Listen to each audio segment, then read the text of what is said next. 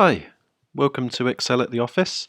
I'm Adrian and I'm going to provide you another video all about Microsoft Office, or in this case, a little puzzle I came across online, and it inspired me to do a bespoke PowerPoint template and presentation on this puzzle, and I thought it a good lesson also in critical thinking. So I'm going to get straight into the presentation just by clicking this slideshow view button down here, just some lessons as we go.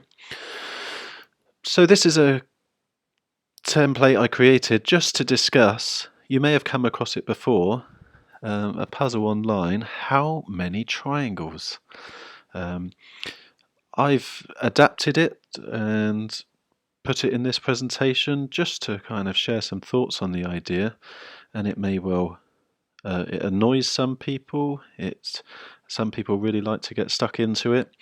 I saw it on Twitter and a whole heap of comments around it on one of the pages I follow there.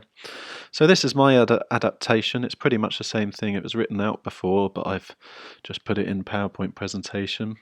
And ultimately, I saw it as a lesson in critical thinking, and I'll explain why. And by the way, if you want this slide deck, I'm sharing it for free in the link below. You'll find it at excelattheoffice.com on my blog. So that transition is one of the transitions you can use. I'll show you those in PowerPoint in the future. But this is the puzzle. So if you'd like to pause the video here, you can try this for yourself. So how many triangles?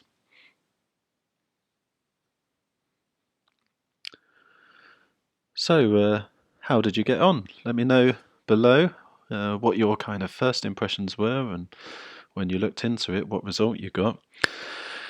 And what I noticed, and it kind of baffled me a bit, because I had a go myself, and I found myself looking at it a bit differently from what I noticed the majority of, well, almost all of the comments on this Twitter thread were viewing it as.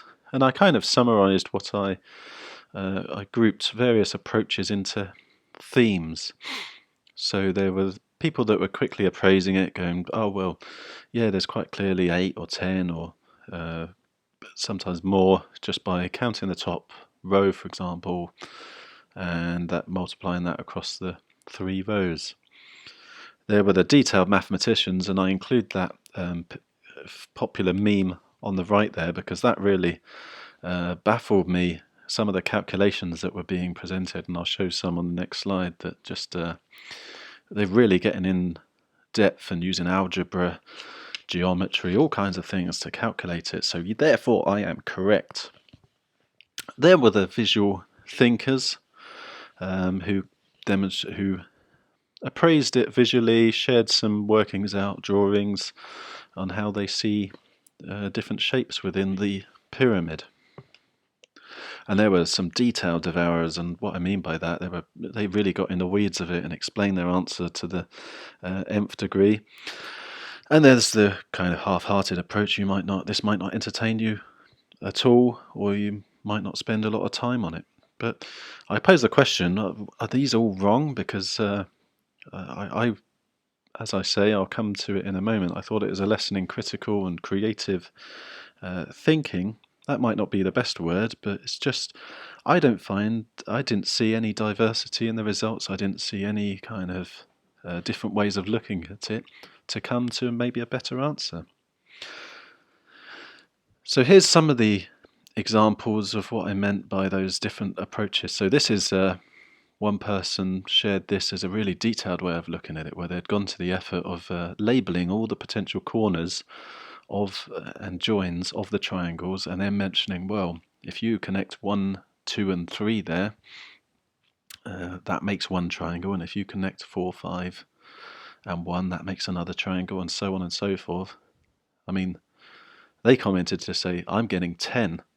So they got right in the weeds, right in the detail, and came back with an answer of 10. Others, as I say, the quick appraisers and the visuals.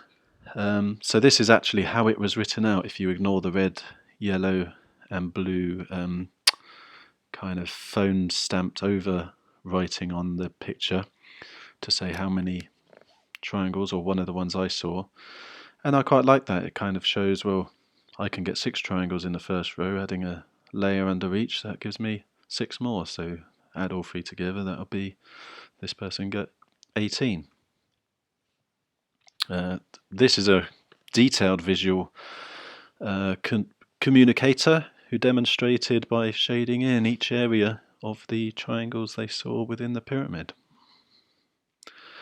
And these were the ones that fascinated me, the real mathematicians out there all arguing amongst themselves with the various formulas that they came up with to explain the commonality with algebra and a lot of stuff I can't get my head around. And I think there were some others that had that view as well, but their reaction was, oh my goodness, what is the point of this in the first place? Why am I even bothering with this? So I think here's why. So the way I kind of looked at it, yes, by all means, you look within the pyramid, and whether you mathematically work it out or you visually appraise it, you will probably find 18 triangles that can be made within the lines of that overarching pyramid shape or triangle shape. But why would you limit yourself to that part of the meme or the picture? Why not look elsewhere? For example, there's one on the end of that arrow. There's also one, if you have a keen eye for detail, hidden in the letter A. But why just look for shapes? There's also the word triangle in the how many triangles sentence. Why not expand the question posed and its interpretation? So for example, using those methods, I saw 21, although in the original I posted 19 because this is my interpretation where I've added that arrow and put the capital A to give you a chance to see a couple of others. But why would you limit it to the question posed? Why not something like how many triangles could you possibly make within this shape? Or and if you drew imaginary triangles, you could make hundreds. So I think it's a large part down to interpretation. But some of the themes I noticed here, and in particular having read some recent works by Matthew Said, among others, I thought it was a good lesson on critical thinking and broader thinking, and here's why. So a commonality I noticed with the Twitter thread on this, I think it was on something like one of these astronomy or engineering and mathematics related fun Twitter accounts, so naturally I guess that draws a certain kind of mathematical mindset. But I saw that very single track approach to solving the problem and a very focused look at that particular shaded triangle. And a lot of people were arguing about the detail or drowning themselves in detail, looking at the various angles of the triangle and getting a bit lost in it, and as that example shows, presenting maybe only 10 when there were more.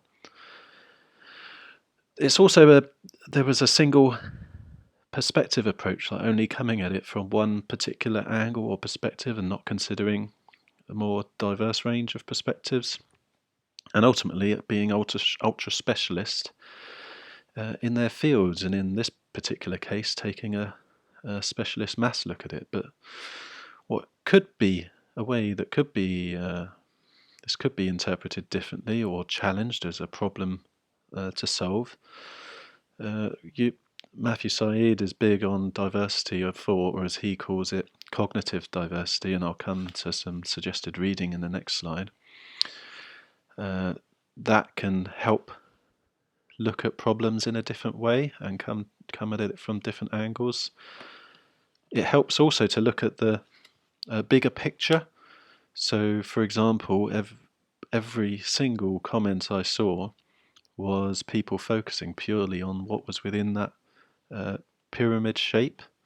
I think I even saw somebody, and maybe I'm the dumb one here, but I saw someone who kind of had an inkling and said, "Oh, I do hope that nobody's including the word triangle as a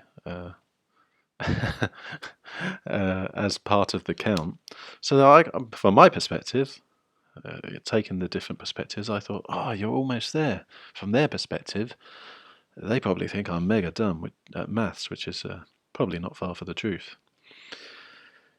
And then one way you can get diversity of thought is getting multiple perspectives, whether that's different people or just looking at things in a different way and forcing yourself to think about things from different perspectives.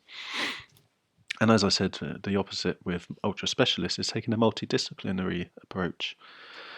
So why just look at it from a mathematical discipline? What would a linguist would take a different approach, and a visual artist or creator of some other ways of thinking, or an art creator, who uses other ways of thinking, might take a different approach as to how they tackle this problem. But one of the most common things I saw from that, and you maybe suffered it yourself when you tackled the problem, you either consciously or subconsciously imposed rules upon yourself. So rules, for example, might be, I am only allowed to find triangles within this shape that's been pointed to. Whereas there's no written down rules. It's kind of, you're reading between the lines to find rules. Others might say, oh, I'm only allowed to draw visual triangle shapes. I'm not allowed to interpret anything that is a triangle in its kind of more holistic sense. So that's why I was inspired to put this PowerPoint presentation together. And as I mentioned, this template, if you like the template with the kind of purple and yellow triangle at the top, very clean, very clear cut, simple template for your PowerPoint presentation. Feel free to download it in the blog link below. But ultimately, I'm encouraging people to liberate your mind and unshackle your brain.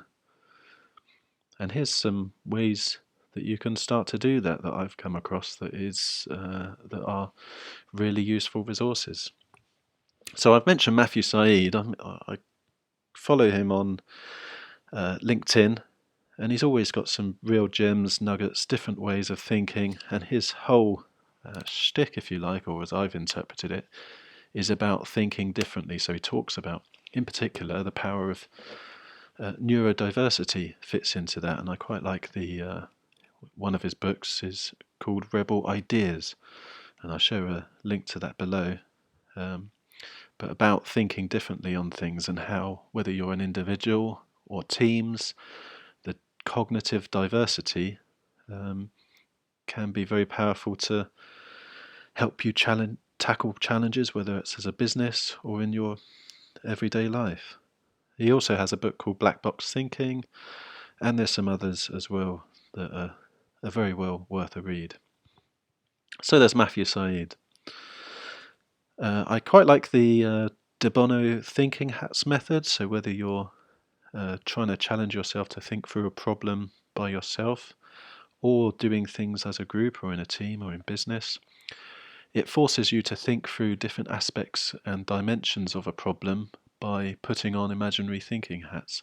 So I'd recommend Googling it, but they're different colour hats. So for example, I think there's the black hat, which is about being a devil's advocate to yourself, or what would be the problem with doing this. There's creative hat, a green hat, thinking about what's the most creative ways I can potentially tackle this. But so I'm just giving pointers here.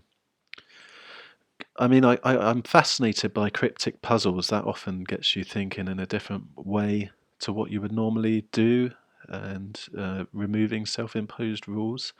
So I always admire those that can do things like cryptic crosswords. I can never seem to figure out the words myself with the clues, but if you have a look, you'll see what I mean. But when you do know the answer, you go, "Oh, yeah, that's really smart."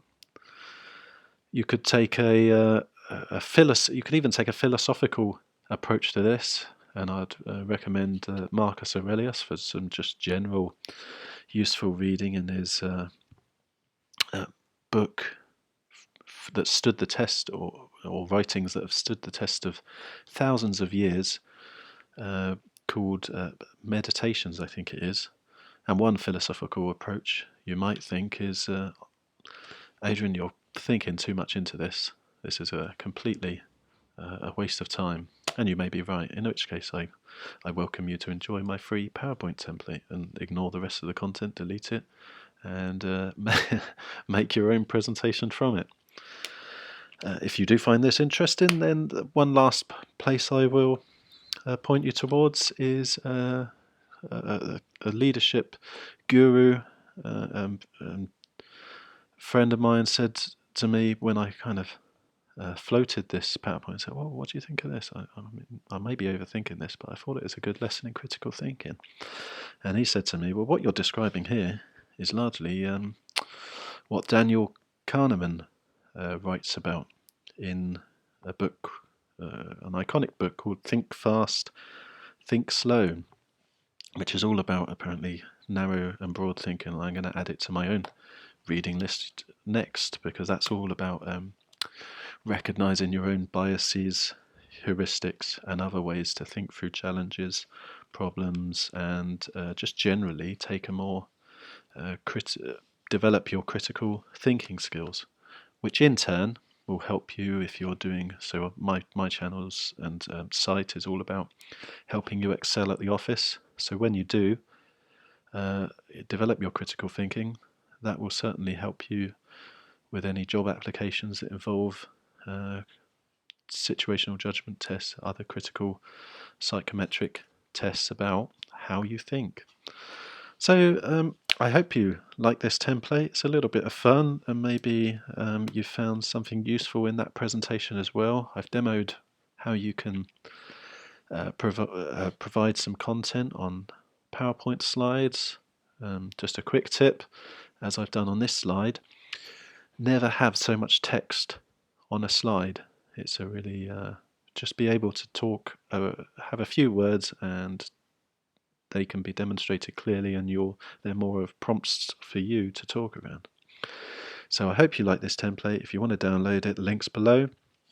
Get in touch with me if you want your own clean, clear-cut, bespoke template. I'd really appreciate it if you like what I do. Like and subscribe to the channel, and feel free to share it with others.